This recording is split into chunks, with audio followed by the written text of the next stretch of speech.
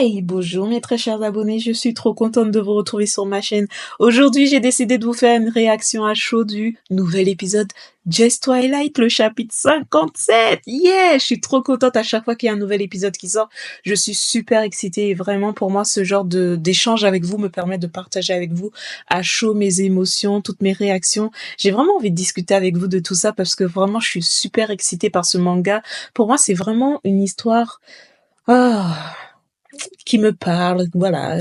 C'est vraiment une histoire ordinaire, mais qui me touche énormément parce qu'en fait, il n'y a pas de ouin-ouin, il n'y a pas de chichi. C'est vraiment une histoire qui se rapproche de la réalité. C'est pour ça que j'aime tant Joyce Twilight, tout simplement. N'en parlons pas de Beomjin. Mais bon, bref, je ferme la parenthèse. En tout cas, j'espère que vous allez bien. Et aujourd'hui, je suis très contente de vous retrouver dans cet nouvel épisode. Tout simplement parce qu'en fait, j'avais un peu peur car il y a eu un retard de publication concernant la version anglaise. La traduction s'est faite plus tard que prévu. Habituellement, elle se fait le dimanche soir, pendant la nuit du dimanche au lundi, vu que la publication version japonaise se fait le dimanche après-midi habituellement. Mais là, tout le lundi, j'ai attendu que la version anglaise sorte, et c'est seulement hier soir que c'est sorti. Donc du coup, je vous fais cette vidéo seulement maintenant, alors que j'avais prévu de vous la faire hier soir. Donc du coup, ça retarde un petit peu, mais ce n'est pas du tout grave. Vraiment, on peut pas tout prévoir. Il y a des circonstances dans la vie qui font que on peut pas tout planifier malheureusement, et il faut savoir s'adapter. Donc voilà, je vous informe juste que du coup la version animée de cet épisode va sortir demain, et en tout cas, commençons. Voilà, tout simplement.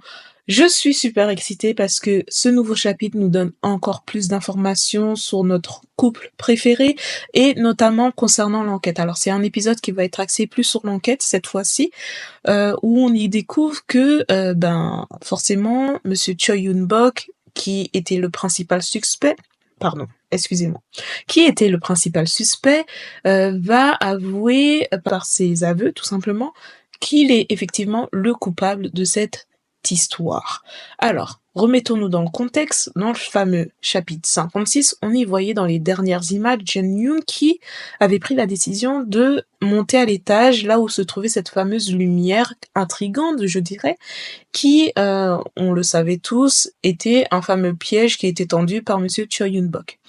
Quand elle arrive à l'étage, moi, je suis surprise, agréablement surprise, je tiens à le préciser, parce que j'avais peur dans le fameux chapitre 56, je vous l'avais expliqué, que on avait l'impression qu'il y avait un danger qui se précipitait sur notre fameuse Jeon Young. J'avais vraiment l'impression qu'il y avait quelqu'un qui allait courir vers elle pour la pousser.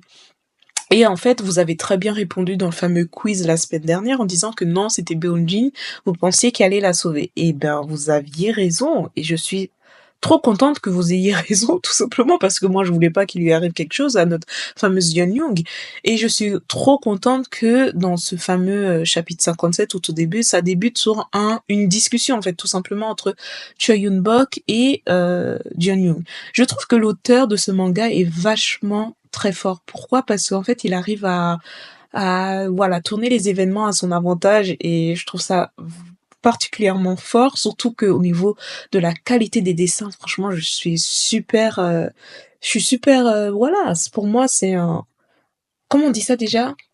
C'est un plaisir visuel, voilà. Il y a certains mangas où j'ai du mal parce que je trouve les couleurs, elles sont pas trop adaptées, les dessins, les visages sont un peu déformés, et là, je trouve que ça se rapproche énormément de la réalité, et c'est un plaisir, clairement. Je ferme la parenthèse, et on continue sur le chapitre où on découvre qu'en fait, Monsieur Choi Yun-bok, que nous connaissons tous, l'attendait.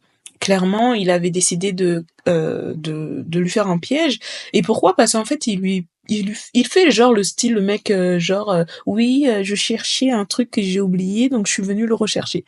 Et en fait, Jeonyoon n'est pas si bête que ça, et il est tombé sur bien plus forte que lui, puisque elle lui pose des questions pertinentes en lui disant mais oui, vous auriez pu attendre demain. Là il est tard, il y a personne sur le chantier, vous auriez pu attendre demain. Voilà, c'était pas fort. Est-ce que c'était forcément urgent que vous veniez chercher ça ce soir là maintenant? Et là il lui répond, ça va se retourner contre lui d'ailleurs. Il lui répond ouais mais vous aussi vous êtes là, qu'est-ce que vous faites là toute seule au bureau? Et là, intelligente comme elle est, elle lui dit mais comment vous saviez que j'étais seule au bureau? Donc là, il est obligé de se désarmer et il est tombé dans son propre piège, je dirais. Donc là, la discussion débouche sur oui, mais j'ai entendu dire que vous investiguiez sur moi en fait, auprès de d'autres personnes. Et là, elle se dit mais comment il sait ça? Qui a Poucave en fait, en gros? Qui a Poucave encore, tu vois? Bref, elle pense malgré tout à appeler Beomjin discrètement et à laisser son téléphone sur écoute. Et là, on y voit notre fameux héros national qui arrive avec sa belle je crois que c'est une GT3 RS. Je suis pas très forte en voiture. J'aime beaucoup les belles voitures, mais je pourrais pas vous dire exactement le nom de la voiture qu'il a, mais en tout cas, je crois que, en tout cas, c'est une Porsche. Voilà, on va pas se tromper sur la marque de la voiture. Et du coup, notre cher Beonjin, qui a un instinct merveilleux, pense à écouter attentivement la conversation entre Jeon Young et Monsieur Choi Yoon Bok, et il y a Samdoo qui le rejoint sur le parking, et là, en fait, ils découvrent tous les deux que Cheon Young se trouve à l'étage. Donc, on y voit Beomjin et Samdoo se diriger en courant vers l'endroit où serait probablement Jeon Young. Donc pendant ce temps-là, où il se dirige vers elle, Jeon Young prend l'initiative de le provoquer Monsieur Choi Yoon Bok. On connaît tous notre fameuse Jeon Young qui est assez provocatrice, qui n'a pas sa langue dans sa poche et qui va le provoquer. Pourquoi? Parce qu'au niveau de l'enquête, elle n'a rien pour prouver sa culpabilité. Elle sait pertinemment que la seule façon pour elle de le faire inculper, c'est qu'il avoue, tout simplement. Et c'est pour ça qu'elle prend la décision de le provoquer. C'est pour essayer de le faire avouer, et tout en sachant qu'il y a Beonjin qui écoute, qui est sur écoute. Donc comme ça, même s'il lui arrive quelque chose, voilà, il y a un témoin. Sauf que ce n'est pas sans conséquence forcément Monsieur Choi Yoon Bok quand elle va prendre l'initiative de lui balancer ses 4 vérités en lui disant oui mais elle va genre lui balancer au visage son passé en lui disant ouais mais est-ce que vous avez fait ça parce que votre fille elle est décédée et votre femme elle vous a quitté, et ça tout simplement le fait de lui dire ça va le faire péter un câble. Le mec il va l'attraper par le callback et il va lui dire ouais mais pourquoi tu parles, tu sais pas de quoi tu parles, tu connais pas la vie des gens donc c'est facile de parler quand tu connais pas et tout. Donc ça, vraiment, c'est là que ça va partir en cacahuète. Et à ce moment-là, Jen Young va encore plus le pousser pour essayer de connaître les motivations de Choi Yoon-bok qui l'ont mené à agir comme ça. Et en fait, à ce moment-là, j'ai pas trop bien compris la traduction, mais en gros, il disait que c'était pour aider les familles endettées justement parce que ces familles-là, en gros, elles ne vivent plus. Le mari est en train de travailler jusqu'à s'épuiser et il y a personne qui s'inquiète pour eux, pas même l'État. Et du coup, en gros, c'était pour les aider, tout simplement. Et là, Jeon Young, elle va pousser la discussion sur le fait que oui, la dernière victime qu'il a poussée a failli mourir. Donc, elle comprend pas pourquoi il en est, pourquoi pour lui, pour ce cas de figure-là, c'est arrivé jusqu'à ce point, quoi. Et de ce que je comprends de la traduction, il dit qu'en gros, la dernière victime, monsieur Monsu, manquait de chance en fait. C'est juste un manque de chance. C'est comme ça que je le vois, c'est comme ça que je le comprends cet épisode. Si je me trompe, si je fais erreur, n'hésitez pas à me le dire en commentaire parce que j'aimerais bien moi être sûre de mes informations. Vous savez que tout ce qui concerne Just Twilight m'importe. Chaque détail compte. Bon, allez, j'arrête de m'égarer. En tout cas, j'aimerais également notifier qu'au cours de cette fameuse dispute, il y a Monsieur Choi Yoon-bok qui va rejeter la faute sur Jeon Young parce qu'en gros, il lui explique que c'est à cause d'elle si l'enquête a débuté et si tout ça est tombé à l'eau parce qu'entre guillemets, il disait que la première victime, elle a réussi à obtenir l'indemnisation de l'assurance. Donc du coup, ils avaient réussi leur coup entre guillemets. Et en gros, il lui rejette la faute sur elle parce que sans Jeon Young, tout ça n'aurait pas eu lieu. Et voilà, en fait, c'était un détail que je voulais préciser dans la traduction pour ceux qui n'ont pas encore lu l'épisode. Entre-temps, nous avons notre fameux Beomjin qui a le temps d'arriver. Mais avant qu'il arrive, j'aimerais également aussi préciser que Jeon-young va essayer, parce que quand elle voit qu'en fait, il va vraiment la balancer au-dessus du balcon, hein. Clairement, il est sur le point de la balancer au-dessus, dans le vide, comme les autres victimes. Et là, elle se sent vraiment en danger. Donc, du coup, elle va essayer de rattraper le truc en lui disant, non, mais écoutez, je suis pas la seule, même si vous me balancez dans le vide, je suis pas la seule à être au courant de l'histoire, il y a aussi Nong Beom-jin. Sauf que lui, il connaît pas Nong Beom-jin. Il connaît notre héros national sous le nom de Kim. Vous vous en souvenez au tout début du chapitre 33 de la saison 2, il le connaît que sous ce nom-là. Donc quand elle dit Nong Beom-jin, lui, il voit pas de qui elle parle. Donc du coup, il en a rien à faire de ce fameux Nong Beom-jin. Il lui dit clairement, je vais m'en occuper après. Et elle va lui dire, non, en fait, c'est Monsieur Kim. Et au dernier moment, quand elle lui dit ça, là, il y a notre fameux beau gosse qui arrive et qui lui met une grosse pain beige dans sa gueule. Ah, tellement le truc était violent, l'auteur n'a même pas su dessiner le visage du mec. Ça m'a fait tellement rire. Non, franchement. En tout cas, notre fameux héros international est arrivé à temps de façon in extremis et a réussi à sauver sa dulcinée. Je suis trop contente. Et là, on voit notre Beomjin pour la première fois depuis le début de ce manga. On voit Beomjin avoir peur.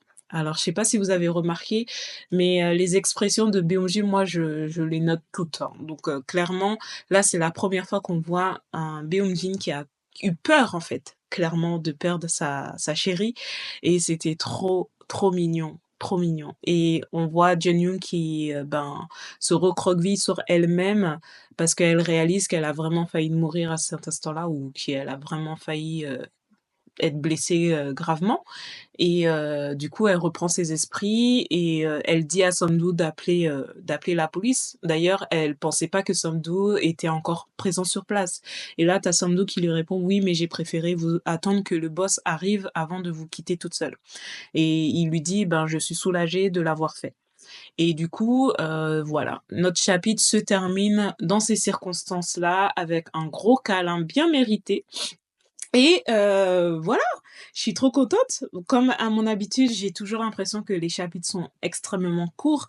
D'ailleurs, j'ai vraiment envie de connaître la suite parce que je sais pas si vous êtes du même avis que moi, mais je pense très clairement que nous arrivons sur la fin de la saison 2. Alors, je sais pas si vous l'avez remarqué, mais on est déjà au chapitre 57. Et sachant que la saison 1 comporte 33 épisodes, si je ne me trompe pas, en tout cas une trentaine d'épisodes, nous arrivons très clairement pour moi, à la fin de la saison 2. Et je suis vraiment déjà nostalgique de cette absence qui va bientôt avoir lieu, j'imagine, de la pause qu'il va y avoir, sachant qu'on a eu énormément de pauses dans cette saison. Je sais pas si vous l'avez remarqué, mais il y a eu énormément de coupures entre les épisodes, surtout que j'ai toujours ce sentiment d'être sur ma faim à chaque fin d'épisode. J'ai toujours l'impression que les épisodes sont bien trop courts et que j'en veux toujours plus. En tout cas, je sais pas si vous êtes pareil que moi, mais je me dis que peut-être, probablement, la fin de cette saison va se terminer sur une fameuse scène haute, encore une fois. Alors, on n'en a pas eu énormément, on n'en a eu que une, malheureusement, qui était assez soft, je peux vous l'avouer. On a eu énormément de scènes de tendresse. Bon, ça, pour ça, je suis très reconnaissante envers l'auteur. Et c'est pas plus mal, je vous dirais, parce que peut-être que, voilà, le sexe n'a pas forcément une part très importante dans ce genre de manga, dans ce genre d'histoire. En tout cas, j'aime beaucoup l'accès qui est priorisé sur la tendresse.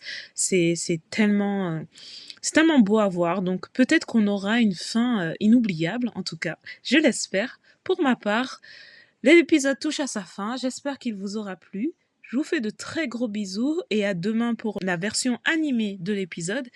Et à ce week-end pour le prochain épisode. J'ai hâte de voir ce que ça va donner. À très bientôt. Gros bisous à vous. Prenez soin de vous. Bye bye.